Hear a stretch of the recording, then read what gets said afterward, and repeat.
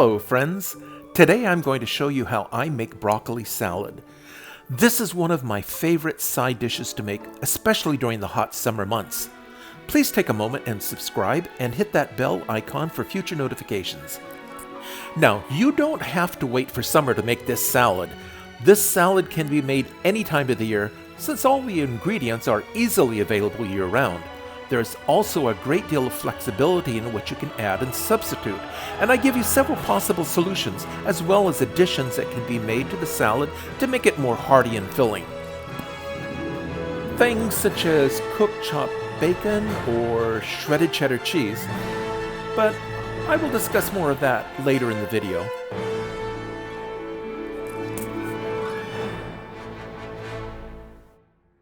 The star of this dish is, of course, broccoli. Now, if you're a broccoli hater, then move along, because broccoli is front and center in this recipe. But if you're one of those who can take or leave broccoli or think you don't like broccoli, then this recipe is sure to turn you into a convert. The only thing about this recipe that is even remotely difficult is the trimming of the broccoli spears for the salad. But once that's done, then the salad is nothing more than dumping everything into a large bowl and stirring. Let's take a look at the ingredients I put in my broccoli salad. You'll need about 1.5 pounds of untrimmed broccoli crowns, 1/2 of a medium-sized red onion that's been chopped into medium small dice. That's going to be between 1/4 to 1/2 inch dice. You need 1/2 cup of chopped pecans and 1/2 cup of sunflower seeds, 1/2 cup of golden raisins, and 1/2 cup of dried cranberries. The beauty of this salad is once you've prepared all your broccoli, then you can go in any direction with the other ingredients. You don't like sunflower seeds? Then use all pecans. Don't like pecans? Then use walnuts or cashews or any nut that you like.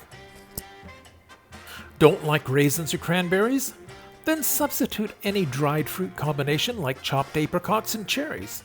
Whatever your favorite dried fruits are, then use those. Additional add-ins that are popular include cooked chopped bacon, shredded cheddar cheese, and chopped uncooked red and green bell pepper. Really, just about anything that you enjoy in a salad can be added to this dish relatively easily.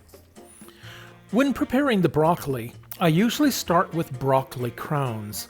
Wash the broccoli crowns thoroughly under cold running water and make sure the broccoli is clean and there are no discolored or soft spots. If the outside skin of the broccoli stem feels tough, then do a preliminary peel of the outside skin. But I find that depending on the time of the year, it generally isn't necessary. So my first cut is going to be separating the florets of the broccoli along with a substantial amount of the stem. The reason for doing it this way is that the stem is perfectly edible so long as the outside skin on the stem is not too tough. And if the broccoli skin on the stem is tough, then it's a simple matter to peel the skin and chop the stem into small pieces. Cut the stem as close to the broccoli crown as you can get. Then cut the stem into small bite-sized pieces, but remember to peel the stem first if the skin is not tender. Put the cut stems into your mixing bowl and then turn your attention to the broccoli florets. There is no right or wrong way to trim the broccoli florets, but the idea is to get the florets into smallish bite-sized pieces. Some of the florets will fall off in the trimming process into exactly the right size pieces, while some of the florets will have to be cut into 2, 3, 4, or even more additional pieces.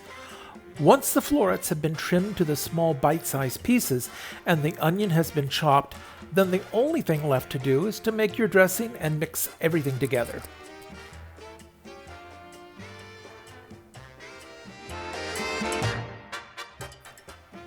Put your mayonnaise into a large mixing bowl and then add 2 to 3 tablespoons of granulated white sugar. Follow this up with 2 to 3 tablespoons of rice vinegar. I use the rice vinegar because I find the mild taste of rice vinegar to give me the best balance of sweet and sour for this recipe. However, you can use whatever vinegar you have on hand. This will still give you delicious results no matter what type of vinegar you use. Mix the sauce with a whisk and add salt and pepper to taste. Give the dressing a taste for overall balance of sweet, sour, salty, and spicy. You can add sugar, vinegar, salt, and pepper or hot sauce to give you a sauce that tastes good to you. The great thing about this recipe is that it is so easy to make the salad into something uniquely yours by just changing up a few key ingredients. Some other simple changes you can make that will change the flavor is to add chopped cooked bacon, your favorite cheese in shreds or small cubes. You can also use equal amounts of mayonnaise and sour cream in the sauce, or substitute honey or maple syrup for the sugar. I've even substituted sriracha sauce in place of the black pepper. That gives it a real kick. But I wouldn't make that substitution unless you're a die-hard sriracha fan. Once your sauce is made and seasoned to your liking, then add the onions, dried cranberries, and the golden raisins to your sauce mixture. If you're going to serve the salad right away, then go ahead and add the sunflower seeds and pecans and broccoli at this time.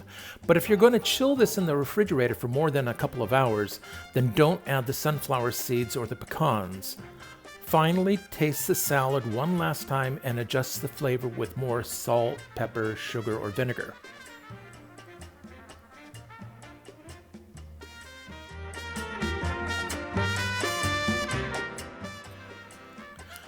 To serve this salad later in the day or even tomorrow, just add the broccoli, mix well, and chill in the refrigerator. And then just before you serve the salad, add the sunflower seeds and the pecans, and then stir well and serve. If you add the sunflower seeds too early, they'll lose their crunch.